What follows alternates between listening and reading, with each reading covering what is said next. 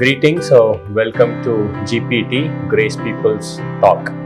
இன்னைக்கு நம்ம பார்க்க போறது வந்து ரூத் அப்படின்ற ஒரு புஸ்தகத்தை குறித்து பார்க்க போறோம்.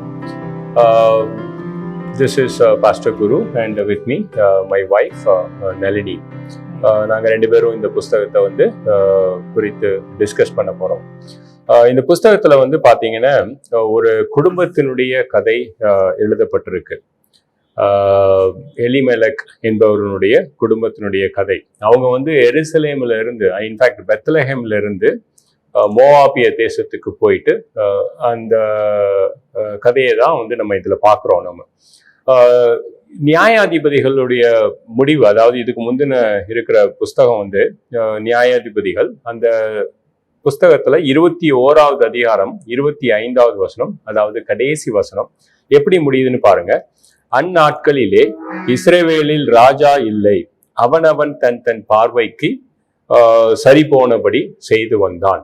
ஸோ அப்ப அந்த புக்ல முடியும் போது பிக்சர் எப்படி இருக்குன்னா, இஸ்ரவேல்ல ஒரு ராஜா இல்லை, மனுஷன் என்ன நினைச்சானோ அதை செஞ்சுக்கிட்டு இருந்தான் அப்படின்னு தான் அந்த புஸ்தகம் முடியுது. இந்த புஸ்தகத்துல வந்து பாத்தீங்கன்னா முதல் வசனம், நியாயாதிபதிகள் நியாயம் விசாரித்து வரும் நாட்களில் தேசத்திலே பஞ்சம் உண்டாயிற்று, அப்பொழுது யூதாவில் உள்ள அப்படின்னு ஆரம்பிக்குது. ஸோ அப்ப நியாயாதிபதிகள் நியாயம் விசாரித்து வரும் காலம் அப்படின்னு பாத்தீங்கன்னா ரொம்ப மோசமான காலம். அந்த காலத்துல வந்து ஒரு பஞ்சம் உண்டாயிற்றுன்னு இந்த வசனத்துல இந்த புஸ்தகத்துல வரும் பொழுது, அதாவது கர்த்தரானவர் அந்த பஞ்சத்தை கொண்டு கிரியை செய்து கொண்டிருக்கிறார். ஸோ என்ன கண்டிஷன்?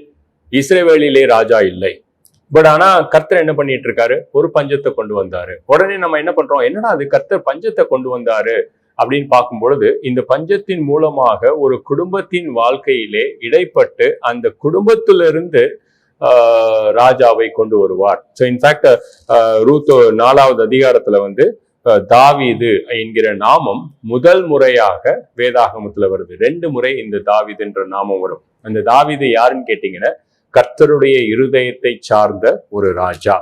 ஸோ அந்நாட்களிலே ராஜா இல்லை அப்படின்னு சொல்லிட்டு கர்த்தரை விடல, அந்த தேசத்தோடு இடைப்பட்டு கொண்டிருந்தார். இந்த தேசத்துக்கு மத்தியிலே பஞ்சத்தை கொண்டு கிரியை செய்து கொண்டிருந்தார். அந்த கிரியையின் மூலமாக ஒரு குறிப்பிட்ட குடும்பத்தின் வாயிலாக தனக்கு தன்னுடைய இருதயத்துக்கு ஒப்பான ஒரு ராஜாவை ஆயத்தப்படுத்தி கொண்டிருந்தார். இன்ஃபேக்ட் இயேசு கிறிஸ்து தாவீதின் வம்சத்தில் வழியாக வந்த ஒரு நபர். சம்டைம்ஸ் நம்ம வாழ்க்கையிலையும் இப்படி நினைக்கலாம், நம்ம என்னடா அது இவ்வளவு பஞ்சமா போயிட்டு இருக்கு, இந்த விஷயங்கள்லாம் நடக்குது, கர்த்தர் என்னுடைய வாழ்க்கையில இடைப்பட்டிருக்கிறாரா இல்லையா அப்படின்னு கேட்டீங்கன்னா, இந்த ஒரு புஸ்தகத்துல பாக்குறோம். வரப்போகிற காலங்களுக்காக ஒரு ராஜாவை அந்த பஞ்சத்தின் வாயிலாக கர்த்தர் உருவாக்கி கொண்டிருந்தார். ஸோ இதுதான் இங்கிலீஷ்ல வந்து சொல்லுவாங்க, த ப்ராவிடென்ஷியல் பிளான் ஆஃப் காட் அப்படின்னு சொல்லுவாங்க.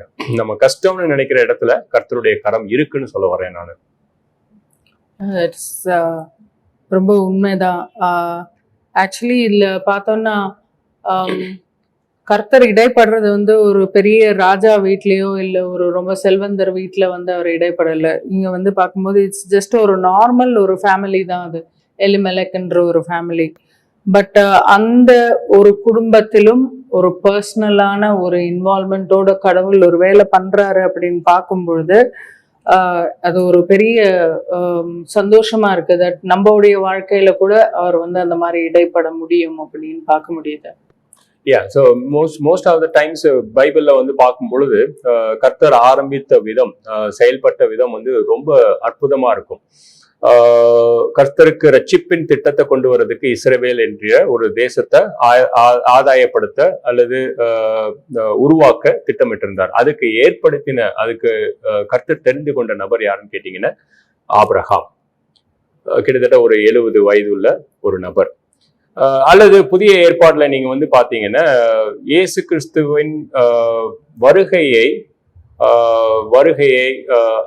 அறிவிக்க ஒரு நபர், அதாவது யோவான் ஞானஸ்தான். அந்த யோவான் ஞானஸ்தானனுடைய குடும்பத்தை பார்க்கும் பொழுது, சகரியா அப்படின்னு சொல்லி ஒரு வயசான நபர், அவனுடைய ஒய்ஃப் அதுவும் வயசான நபர். இவ்வளவு ஏன் அப்போஸ்தலர்கள் 13ல ஒரு சபை, அந்த சபை அந்தியோகியா சபை உருவானதுன்னு பாத்தீங்கன்னா ஒரு சில நபர்களை கொண்டு, அந்த நபர்களோட பேரே இல்லை. ஸோ நிறைய இடங்கள்ல வந்து கர்த்தர் வந்து இந்த லெவல்ல இருக்கக்கூடிய ஃபேமிலியை தான் பயன்படுத்தினாரு, அப்படி இல்லைன்னா இந்த லெவல்ல இருக்கிற ஃபேமிலியை பயன்படுத்தல அப்படின்னு சொல்லவே முடியாது. ஸோ இந்த பஞ்சங்களுக்கு மத்தியிலே எலிமெலக் என்கிற ஒரு சாதாரண நபரினுடைய குடும்பத்தின் வாயிலாக கர்த்தர் இடைப்பட்டு கொண்டிருந்தார் அப்படின்னு சொல்லலாம் கண்டிப்பா. நைஸ். இப்போ எனக்கு ஒரு கேள்வி இருக்கு. ஒரு கணவன் மனைவி உறவுல மனைவிக்கு அந்த ஒரு உறவுல வந்து அவளுக்கு ஒரு வாய்ஸ் இருக்கா, இல்ல தன் தோளுக்கு மேல வளர்ந்த பிள்ளைகள் அங்க வீட்டுல இருந்தாங்கன்னா அவங்களுடைய டெசிஷன்ஸ், கணவனோட டெசிஷனோ இல்ல குழந்தைங்களோட தட் இஸ் வளர்ந்த பிள்ளைகளுடைய டெசிஷன்ஸ்க்கு வந்து அவங்க வந்து ஒரு டெசிஷன் எடுத்தாங்கன்னா வாய்ஸ் இருக்கா? ஏன்னா இங்க வேதாகமத்துல பார்த்தோம்னா 1:1 பார்த்தோம், இல்ல 4வது வசனம், இது ரெண்டுத்துலயுமே பார்க்கும்பொழுது எலிமெலக் அந்த டெசிஷனை எடுத்தாருன்னு வருது. 4வது இதுல வந்து அவங்க 2 மகன்களும் இந்த டெசிஷனை எடுத்தாங்க அப்படின்னு வருது. அப்ப நகோமியோடைய பார்ட் இதுல என்னவா இருந்திருக்கும்? அப்ப அவ வந்து வேதாகமம் கண்டிப்பா இதை குறிச்சு ரொம்ப சைலண்டா இருக்கு, எதுவும் சொல்லல. பட் அதனால ஒரு வைஃபோட ரோல் என்ன அந்த இடத்துல? ஒரு ஹஸ்பண்ட் கிட்ட வந்து அவங்க டெசிஷன் தப்பா எடுக்கும் பொழுது எந்த இடத்துல அவளுடைய லைன் அவ டிரா பண்ணணும், தட் இஸ் அதை மீறி போட. ஏன்னா ஒரு இடத்துல 1 சாமுவேல் 25 பாத்தீங்கன்னா அபிகேல் வந்து தாவீது கிட்ட போய் பேசும்பொழுது அப்ப வந்து அவ நபாலின் மனைவியா தான் பேசுறான். பட் அவ தைரியமா போய் சொல்றா, இந்த மாதிரி நீங்க பண்ணது வந்து நீங்க அவரை கொலை பண்ண தேவையில்லை அப்படின்ட்டு அவ தைரியமா சொல்ல முடிஞ்சுது. ஆனா அதே 2 சாப்டர் கழிச்சு பார்க்கும்போது தாவீது வந்து அவளை மணந்து கொள்ளும் பொழுது அவன் ஒரு தப்பான டெசிஷன் எடுக்கிறான். தட் இஸ் 1 வருஷமும் 4 மாசமும் போய் பெலிஸ்தர் நாட்டுல போய் தங்குறான். அப்ப அவளுடைய அந்த இடத்துலயும் வேதாகமம் அவளுடைய டெசிஷன் அவ வந்து வாய்ஸ் பண்ணி சொன்னாலா ஒரு வைஃபா, நீங்க பண்ற டெசிஷன் வந்து கடவுளுடைய வார்த்தைக்கு எதிரா இருக்கு. அப்போ ஒரு வைஃபுடைய ரோல் என்ன இந்த இடத்துல? அவளை வாய்ஸ் பண்ணலாமா, இல்ல அப்படி பண்ண முடியாத இடங்கள்ல அவ என்ன பண்ணலாம்? It's a good question. So கணவன் வந்து ஒரு தப்பான ஒரு முடிவை எடுக்கிறான். இந்த இடத்துல நகோமி வந்து அவங்க கிட்ட பேசியிருக்கலாமா? அபிகேல் வந்து 1 சாமுவேல் 27ல தாவீதினுடைய மனைவியா, தாவீது வந்து பெலிஸ்த நாட்டுல வந்து 16 மாசம் தங்கி இருக்கும் பொழுது அவ எதுவுமே பேசல, அந்த மாதிரி ஒரு வேதாகமத்துல வரல. பட் நகோமியை பார்க்கும் பொழுது நம்ம 2 விஷயத்த கண்டிப்பா பார்க்கணும். ஸோ 1வது அதிகாரம் 6வது வசனத்துல கர்த்தர் தம்முடைய ஜனங்களை சந்தித்தார் அப்படின்னு இவ கேள்விப்பட்ட உடனே மனம் திரும்பி பெத்லஹேமுக்கு போகணும் அப்படின்னு ஆசைப்படுறான். இது கிட்டத்தட்ட இந்த லூக்கா 15ல இருக்கிற அந்த இளைய குமாரன் தன்னுடைய தவறை உணர்ந்து தன்னுடைய அப்பா வீட்டுல இவ்வளவு உணவு இருக்கும் பொழுது அப்படின்னு சொல்லிட்டு திரும்பி போற ஒரு விஷயம். ஸோ அதுல வந்து the good point of Naomi நம்ம பார்க்கிறோம். ஸோ செகண்ட் இடத்துல வந்து தன்னுடைய சுயத்தை சார்ந்து தனக்கு மட்டுமே சிந்திக்காம ரூத் 3வது அதிகாரம் 1வது வசனத்துல வந்து அவ சொல்லுவா ரூத்து கிட்ட, நீ சுகமாக வாழும்படி நான் உன்னுடைய சௌக்கியத்தை தேடாமல் இருப்பேனா? ஸோ இப்ப 2 குட் டெசிஷன்ஸ். ஒன்னு கோயிங் பேக் டு பெத்லஹேம், 2வது வந்து தனக்கு மட்டுமே யோசிக்காம தன்னுடைய மருமகளுக்கு யோசித்த இந்த 2 முடிவு. பட் ஆனா இதே நவோமி எலிமெலக் கிட்ட பேசினாலா இல்லையா அப்படின்றது வந்து வேதாகமத்துல எதுவும் இல்லை. பட் அஸ் அ ஒய்ஃப், நான் நாளைக்கு தப்பு பண்ணும் பொழுது you have all the right to come and talk to me. So அந்த தவறான செயல்கள்ல கர்த்தருடைய வேதத்தை சார்ந்து வாழாமல் நான் ஒரு வாழ்க்கை வாழ்ந்துகிட்டு இருந்தேன்னு கர்த்தர் உன்னை கண்டிப்பா பயன்படுத்தலாம். ஏன் அப்படின்னு கேட்டீங்கன்னா, ஒரு பாயிண்ட்ல வந்து ஏப்ரஹாம் வந்து ஒரு தவறான ஒரு முடிவு, ஏப்ரஹாம் ஒரு முடிவு எடுக்க மாட்டான் இஸ்மவேலை தன்னிடமிருந்து அனுப்பாம. அப்போ வந்து சாரா வந்து ஏப்ரஹாம் கிட்ட பேசும் பொழுது அப்ப கர்த்தர் சொல்லுவாரு, உன்னுடைய மனைவியின் பேச்சை கேட்டு நடந்து கொள் அப்படிம்பாரு. ஸோ நாளைக்கு நான் தப்பா இருக்கும் பொழுது கண்டிப்பா நீ என்கிட்ட பேசலாம். பட் இது காமனா பார்க்கும் பொழுது ஒரு மனைவி வந்து ஒரு கணவன் தப்பா இருக்கும் பொழுது 2 விதமான ரெஸ்பான்ஸ் வரலாம். ஒண்ணு, கணவன் கேட்டுக்கொள்ளலாம், அது அவங்க 2 பேரும் சேர்ந்து ஒரு பிரேயர்ல ஒரு முடிவு எடுக்கலாம். 2வது ரெஸ்பான்ஸ் என்னன்னா, கணவன் கேட்காத பட்சத்துல அந்த மனைவி எப்படி நடந்துக்கிறது அப்படின்றது. அதுக்கு வந்து நான் ஒரு பாயிண்ட் வச்சிருக்கேன். என்னன்னா, அதாவது 1 சாமுவேல் 1வது அதிகாரத்துல வந்து கணவன் கேட்காம போகல. பட் ஆனா சாமுவேலுடைய அண்ணா வந்து தன்னுடைய தன்னுடைய மன பாரத்தை வந்து கர்த்தர்கிட்ட எடுத்துட்டு போவான். ஸோ கர்த்தர்கிட்ட அழுது ஜெபம் பண்ணுவான். So there is a statement இங்கிலீஷ்ல சொல்லுவாங்க, when men don't listen to you and it is better to talk to God அப்படிம்பாங்க. ஸோ இப்போ கணவன் கேட்காத பட்சத்துல அவளுடைய வாழ்க்கை முடிஞ்சு போகல. அவ கடவுள்கிட்ட போகலாம், கடவுள்கிட்ட ஜெபம் பண்ணலாம். கர்த்தர் இயற்கைக்கு அப்பாற்பட்ட ரீதியில அந்த ஒரு காரியத்துல இறங்குறதுக்கு வாய்ப்பு இருக்கு. Thank you so much. எனக்கு அந்த வாய்ப்பை இன்னும் கொடுத்து நானும் அதை வீட்டில் வாய்ஸ் பண்ண முடியும் அப்படின்னு சொல்றதுக்காக தேங்க்யூ. பட் நான் இந்த முதல் அதிகாரத்தை படிக்கும் பொழுது நகோமி வந்து 5 இடங்கள்ல வந்து கர்த்தரை பத்தி ஒரு ஒரு ரொம்ப ஸ்ட்ராங்கான விஷயங்களை குறித்து அவ நோட் பண்றா. இப்ப 13வது வசனத்துல பாத்தீங்கன்னா, கர்த்தருடைய கை எனக்கு விரோதமாய் இருந்தது அப்படின்றா. அப்புறம் verse 20ல சொல்றா, சர்வ வல்லவர் எனக்கு மிகுந்த கசப்பை கட்டளையிட்டார் அப்படின்றா. அப்புறம் 21வது வசனத்துல வந்து அவ சொல்றா, கர்த்தர் என்னை வெறுமையாய் திரும்ப வர பண்ணினார். அப்புறம் கர்த்தர் என்னை சிறுமைப்படுத்தி சர்வ வல்லவர் என்னை கிளேசப்படுத்தினார். சோ இப்ப இந்த 5 இடங்கள்ல வந்து அவ வந்து கர்த்தர் கர்த்தர் அப்படின்ற வார்த்தைய சொல்றா.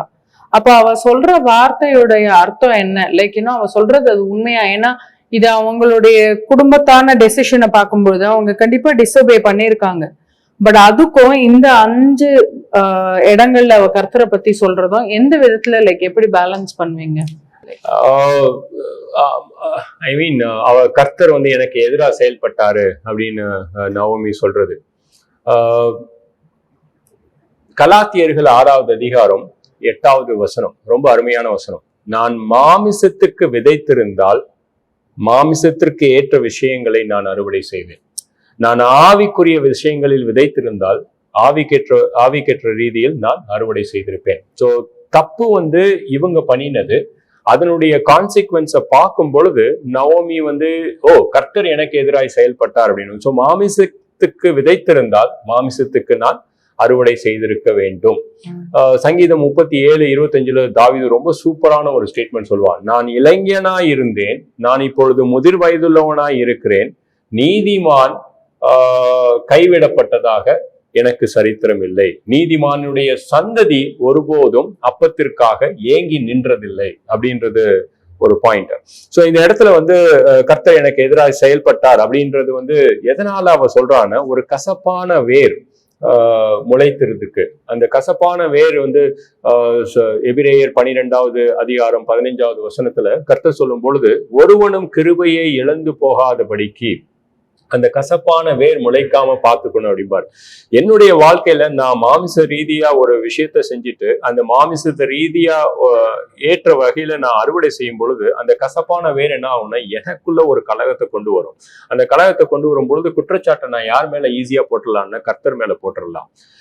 அப்ப நான் வந்து என்னன்னா கிருபைக்கு கீழாக வருகிறேன், கிருபையை இழக்கக்கூடிய வகையில நான் வரேன். இந்த இந்த இந்த கசப்பான வேறு என்ன ஆச்சுன்னு தன்னுடைய 2 மருமகள்களை வந்து எருசலேமுக்கு அல்லது பெத்லஹேமுக்கு வரவிடாம ஒரு ஒரு ஒரு செயலை செய்யக்கூடிய வகையில இருந்த போதிலும் ரூத் அவளோட வந்தா.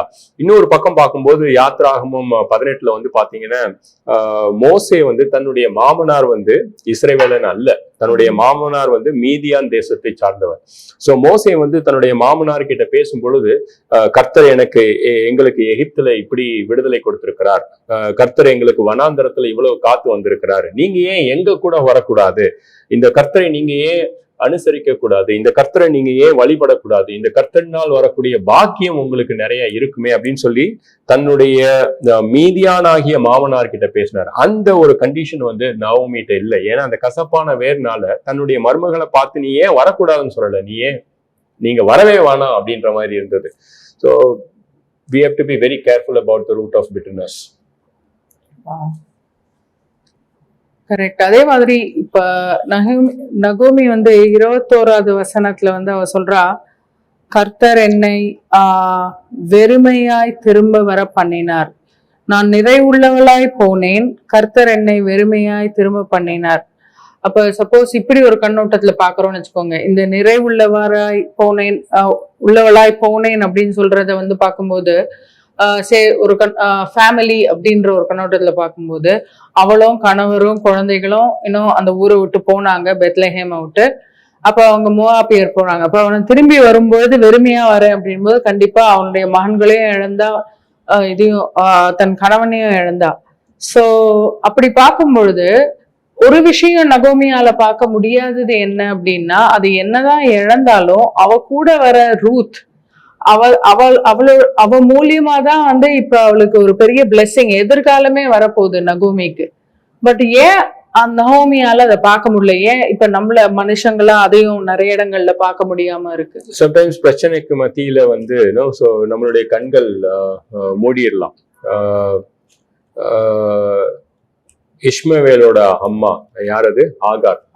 ஸோ ஆகார் வந்து ஒரு தடவை வனாந்தரத்துல இருக்கும் பொழுது அவ கண்ணுக்கு முன்னாடிதான் அந்த நீர் ஊற்று இருக்கும். பட் ஆனா தண்ணி இல்லாம நாங்க சாக போறோம், எங்களுக்கு இருக்கிற கொடுமை வந்து பயங்கரமான கொடுமை அப்படின்னு சொல்லுவான். ஸோ அந்த கசப்பான வேர் முளைக்கும் போது என்ன ஆகுதுன்னு, அவ வந்து நாங்க 4 பேரா போனோம், இப்ப நான் மட்டும் தனியா வரேன் அப்படின்னு சொல்றாங்க. பட் ஆனா கூட வந்து ரூத்னு ஒரு நபர் இருக்கிறா.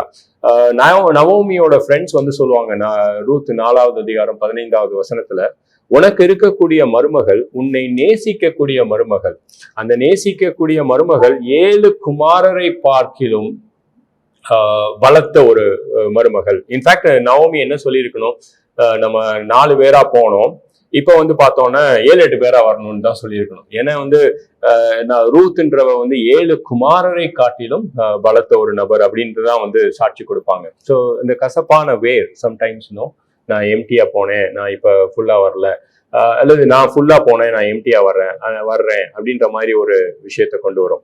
So we will end this episode at this place.